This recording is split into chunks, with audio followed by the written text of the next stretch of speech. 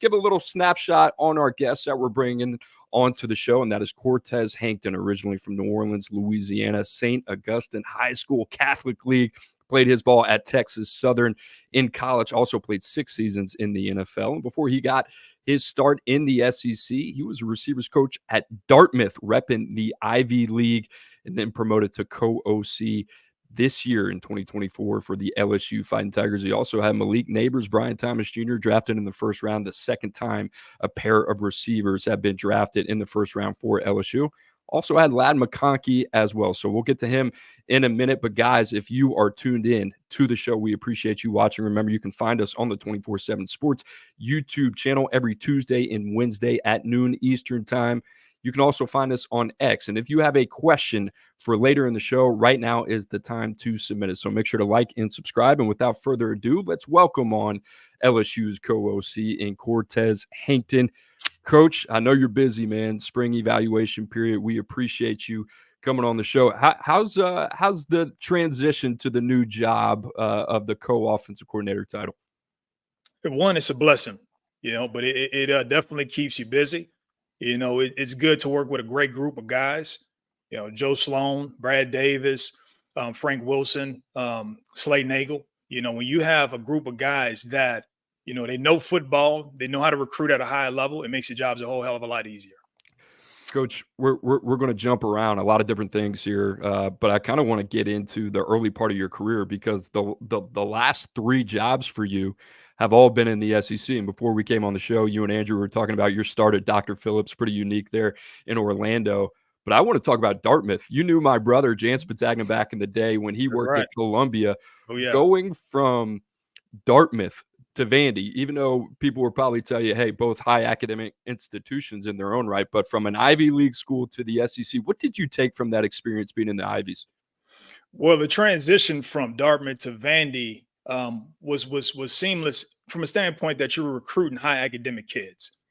And so when you're recruiting that population, you have a great understanding of the landscape, what schools to go to, the profile of the type of kid that you're looking for. From that standpoint, it was easy.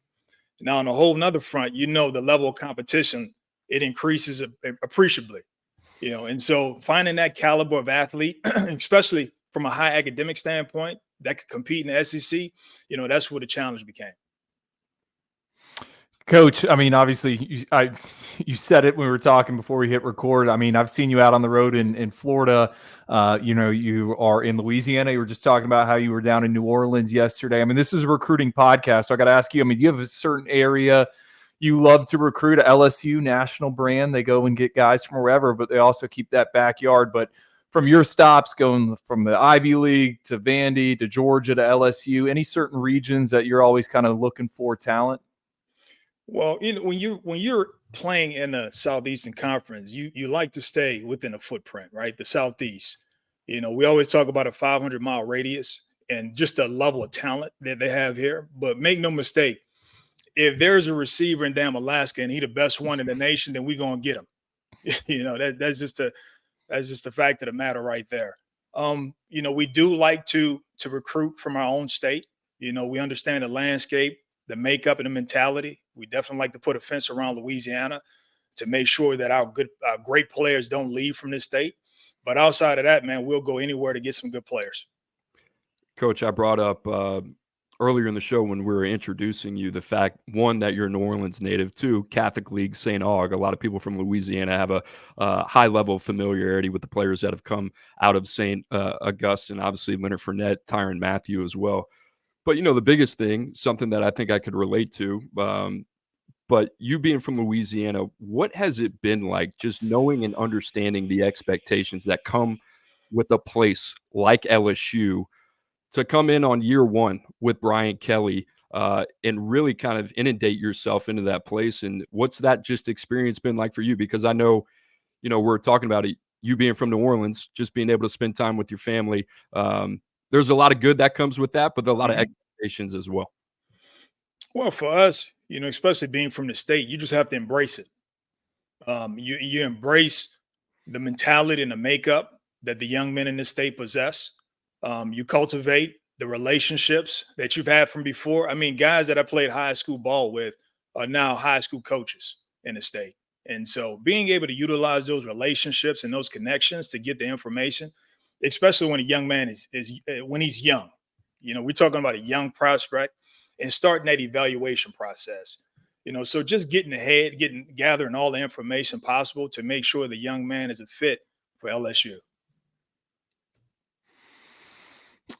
Cortez, obviously, you show up at LSU. You had two pretty good wide receivers there, and Malik Nabers and Brian Thomas, but they grew underneath you and were selected early on in the NFL draft. Just what was it like growing with those guys, coaching them up, and what were your initial impressions on Malik and Brian from the time you stepped foot in Baton Rouge to when they, walked across the stage, and we'll see them playing on Sundays this upcoming season? Well, first and foremost, just knowing that they had first-round talent, make no mistake about it. They make your job easier from the standpoint of them being extremely gifted, but they're also coachable. These are both young men who wanted to be great, who want to be elite, who wanted to be the best in the nation. And they embrace the challenge every single day to push themselves and compete, opposite of each other, and just make plays and using every opportunity to get better. I remember recruiting both of them when they were extremely young, still in high. We're talking about sophomores in high school. Well, Brian Thomas, he was a basketball player, extremely gifted. I mean, I'm talking about a freak of nature, great size, and his ability to move, to run, to bend, and just being able to go attack the football. You knew that at some point he was going to turn the corner and be a dude. And with Malik, just an ultra competitor, explosive, had a knack for playing strong to the ball. And it was just developing that skill set and owning it to where he can become an elite receiver. Coach, I want to follow up on those two, and heard you talking about this on Andy Staples' podcast when you went on a couple of weeks ago. But do you remember? Was there a moment in time where you got that first glimpse of Malik Nabers and that chip on his shoulder? Because we keep hearing that, like we heard it in the pre-draft process, like Malik Nabers is different in terms of that just kind of dog mentality that he has. Is there an example or two? And then the other follow-up on Brian Thomas Jr. is, you talked about how special of an athlete he is. You saw that on the basketball court. You also mentioned that he's got a high level of football intelligence. I thought that was pretty interesting because you think about a guy that just was so productive, one of the most productive receivers in the country, especially when it came to catching touchdown passes out of the slot fade machine. Maybe an example of that, because I think that's something maybe people gloss over. I was kind of fascinated when you touched on that. So let me hit on Malik first. So in 2022, when I first got here, we go into spring ball. And you really understand and get to see a guy's competitiveness when you go to one-on-ones. And it was amazing to watch the way that he dominated that period every single day and every opportunity that he got. It was like whoever was in front of him, he had a mentality that I'm going to conquer and destroy. And that's just the way that he approached the game. And so that was really the first glimpse that I had to see.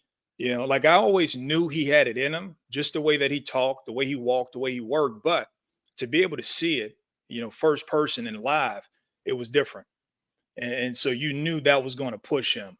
And BT, on the other hand, and talking about his football intelligence, man, he just would pick up things so fast. We would have these new and heavy installs, and you're going over these concepts. And I just remember one time we had a pretty heavy install day.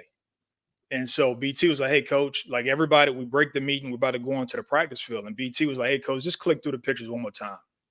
And I clicked through probably, I want to say 25 pictures in 30 seconds. And he was like, okay, cool, I got it. Right. And he goes out there and he executes every assignment to the T.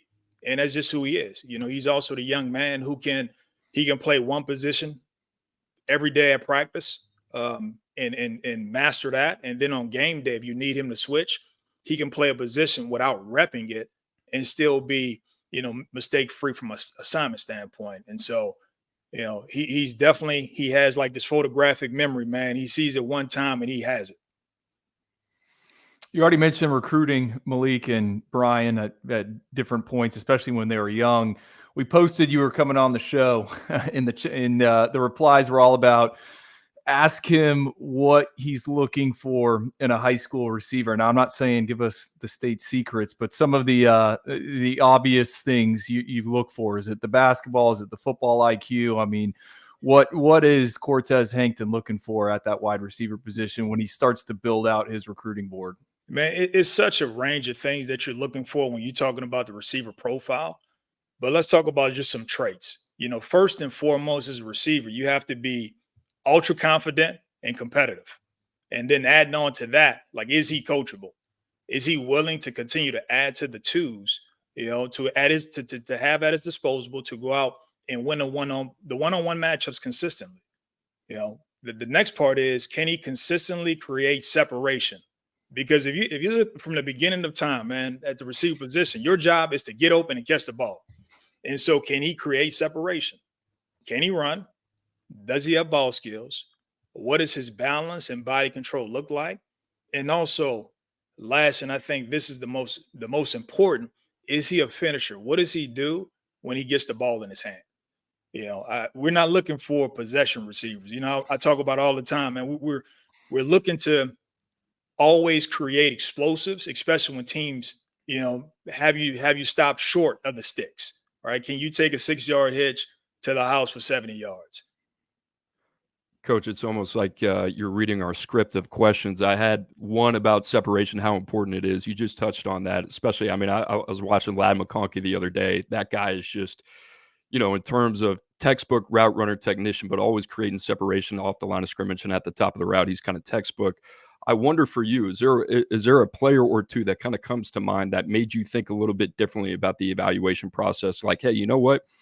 I didn't give as much credence as maybe I thought I should have on the front end, but this guy has been in my room. I either inherited him or maybe he developed a skill set that I didn't expect that makes me think a little bit different about how I'm going to go about this process in the future. Well, I'll talk about two guys who I felt like were under recruited. One being McConkey. I mean, one, just once again, confident and competitive, right? He had those two things, and he consistently brought a mentality of work every single day to practice. Also, he was extremely coachable. He had this knack and savviness for understanding how to create separation at the top of routes. The tempo of speed and his route running, the suddenness, the quickness, his ability to explode and be efficient out of the cut. Those are the things, man, like he would consistently work on, and he began to master. When you look at him, you're like, hey, man, this is a dude. He's going to have an opportunity to play on Sunday. I thought A.D. Mitchell was another one of those guys, who was under recruited, extremely twitchy and sudden for his size. The one thing that he had to focus on was understanding how to use his body and be under control and to change up the tempos. But he also became a second-day draft pick. Another guy that I think about in terms of helping me become a better coach, especially from a development standpoint, is Trent Sherfield, a young man that I had at Vanderbilt, who's now going into his 7th year in NFL, right? And people may think that he's not a sexy name, but this is a young man who came in every single day and was about the work. Like, there were times he would come in and ask me exactly, hey, coach, what do I need to work on after the game? And like, sometimes it'll be a text message after Saturday game, and we're in there grading the film on Sunday, and I look outside and he's on the field and he's working on that specific thing. And so just that proactiveness and that ownership of being responsible for your own development, that's another redeeming quality that young men, if they possess it, man, they can go far. And Trent Sherfield was definitely that. Obviously, a lot has changed recently in college football. We don't need to get into that, but you keep bringing up with all these receivers we've talked about, just that drive and that willingness to get better. I mean, when you are out on the road recruiting, how do you kind of identify that? Is it something you see during an in-person evaluation? I know you guys at LSU do an excellent job of getting these high-profile recruits to work out for you in a summer camp setting. Like, is it just kind of a combination of things, or when you see it, you kind of know real fast? Well, when you watch a young man practice, one, you're looking at, like, how fast does he practice? Like, does he have the mentality that he's getting ready for a game? In the speed in which he's practicing. Is he competing? Is he taking plays off? All right. And so, you'll find out real fast if the kid or the young man loves the game of football. Now, especially as a college coach, when you're there and that young man is not doing that, then you're like, okay, he knows I'm here and this is the best that he's given, then maybe, he's not the guy for us.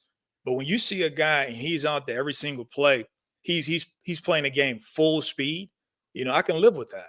Right. Because that right there, that shows me your mentality and the way that you're approaching. I mean, you're approaching the game in terms of preparation. And so that's extremely important. And also when a young man comes to camp, I think about last year in the process, we had two young men who were not as rated as high on our board, but they came in and competed. And I'm talking about like really killed the camp. And right there, they were offered and going to be a part of our football team. And so, while the recruiting has sped up so much, I still believe that those in-person evaluations are extremely important to find out if a young man has the makeup that you want to be an elite player and to help you continue to be a championship contender. Coach, out of those three names that you mentioned, you talked about McConkey, you talked about A.D. Mitchell, Sherfield was the third one. Were all three of those guys camp guys for you? No, actually, so A.D. Mitchell was a camp guy. So I had opportunity to see him in person, and I was like, man, you know what? He got a shot. Lab McConkey was actually a late evaluation, and I had opportunity to go see him at a basketball game. And a funny story about the game that I go to, his team was down by 11 with a minute and a half left. And it was the damnedest thing, like it was off a movie. He essentially willed his team back in the last minute and a half, tied it up. They go in overtime and then win the game in overtime. And I had opportunity to see his competitiveness, his toughness, his leadership, all of those things are the redeeming traits and qualities that we look for as coaches that help you build the championship football team. And Trent Sherfield was a guy that I inherited at Vandy. By the time I got there, he was a true sophomore, and he was a quarterback in high school. And I'm talking about extremely raw at the position. But you watch him day in and day out, and you see his continued development. You see every day he's getting better. You see every year he's adding something else to his game to separate himself. And now he's going on into the 7th year in the NFL. Coach, you brought up basketball with Brian Thomas. You brought up basketball with Ladd, who I believe was also a high school quarterback at one point. He was. Not going to box you in here, but if you had to choose one other sport for a wide receiver, is it track or is it basketball? I can't do it. I can't do it. I'm sorry. I can't do it. You know what? For me, I love kids and young men that play multiple sports, right? Whether it's track, basketball, or baseball, right? Track, the young man's ability to run, but not only run, can he run efficiently and does he have sprint endurance? Because that's where the home run hitters come from. The ability with guys to finish. In basketball, is he explosive, right? Can he explode off the ground quickly? Can he high point the ball? Does he have really good balance and body control? In baseball, his ability to track the ball, right? As a hitter and also as an outfielder, right? And so those are the things when you look at certain skills that are transferable to the game of football, you're able to evaluate each and every one of those sports in terms of those specific skills. Are you willing to give a receiver in this specific use case a little bit more grace? Maybe if they haven't put it together on the field, they've shown flashes of it, but there is some redeeming qualities in terms of what you see in terms of the speed, the verified speed in the track and field events as well. You mentioned Ladd McConkey in basketball. Is there a little bit more saying, hey, we've seen some other things, athletic indicators that make me think that there's a little bit more to the player athletically than what we've seen on the field. I'll take the physical traits, leave it to me to kind of coach them up and get them ready for the next level. Yeah, and I think the one that sticks out the most is when a young man has elite speed, right, and verifiable elite speed. That's something that, hey, I can't coach that, right? I'm a developer of the guys playing a receiver position, but I'm not a speed trainer, right? And so when guys come in with that elite trait, you feel like that's something that you can work on and develop that young man into becoming a route runner, becoming a better receiver, and so like that's the one trait that I feel like that definitely sticks out. Now, another one, if a young man just has elite ball skills and he may be raw as a route runner, and if a guy has elite ball skills, he doesn't have to separate as much because he has the ability to make the competitive catch. He has a large catch radius. He understands how to use catch extension to separate himself and keep the body protected from the ball and defender. And so those are some of the things that you look for in evaluation process is does he have one elite trait that we can take and potentially, help him become an elite receiver?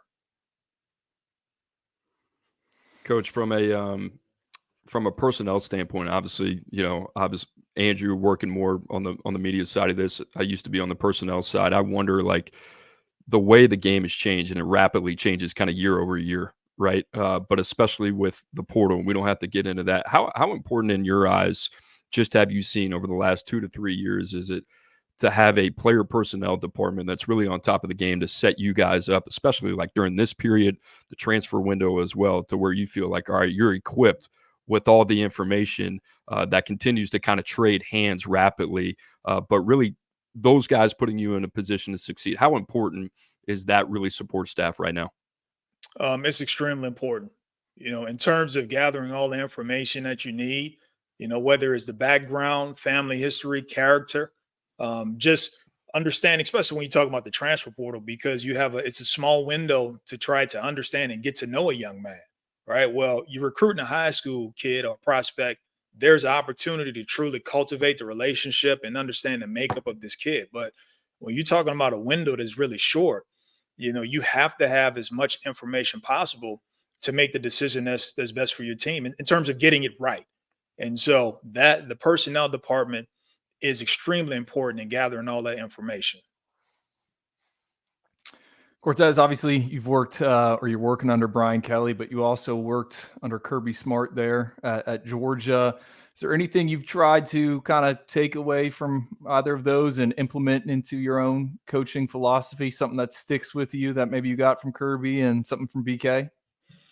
Well, first from Coach Kelly, man, I think he does an outstanding job being consistent with our process and what we do every single day, as well as making sure that we value the traits over talent and making sure that the young man has, once again, the redeeming qualities that we're looking for in terms of the maturity and opportunity for growth, not only as a football player, but as a man, and also making sure that he's going to do the right things off the field and in the classroom, because that's extremely important, and working with Kirby, and experience just the everyday urgency that everything matters, right? I think he does an outstanding job, from that standpoint, and in building that competitiveness within the building. And so, in terms of having the opportunity to work in under both guys who won a lot of games has been really instrumental to my growth as a coach. Coach, we'll get you out of here on this last one, but I'm always fascinated to kind of ask this question anytime I get around coaches. But is there one player that comes to mind that you feel made you a lot better as a coach, maybe challenge you in a lot of different ways day to day, but one guy that kind of sticks out? Well, the one, and I just named, I got to go back to Trent Sherfield, right? And because look, I'm gonna tell you right now, and when people ask me this question, the first day I saw Trent, I could not have told you that he was going to be an NFL player, right? And so, when you take a young man like that and you watch him grow and he wants to get better and he's trying to figure out what else to do, he wants to learn the game and how to move and play different positions to increase his versatility and value. He's the one that truly pushes you because he's a self-made, right? And maybe he wasn't initially blessed with all of the physical skill set that the other guys possess, but you saw a young man who worked constantly and diligently every single day to become the player that he is, and now he's earning the fruits from his labor. Coach, we appreciate you jumping on with us. And for us, man, it's an educational experience. You're one of the best that you do in the business. So we appreciate you taking the time out of your busy schedule. I hope you have a great rest of your off season. Looking forward to watching you guys this year. Appreciate you coming on. And I appreciate you guys. Thanks for having me. All right, Coach. Drew, we got a great rest of the show. And as producer Sanley reminds me, Make sure to visit go247.com for all the latest on LSU recruiting. That is the place to go. Sonny Ship, Bryce Kuhn, and the boys doing a great job over there. How about Cortez Hankton, man, native of New Orleans, Louisiana? We appreciate him jumping on the show.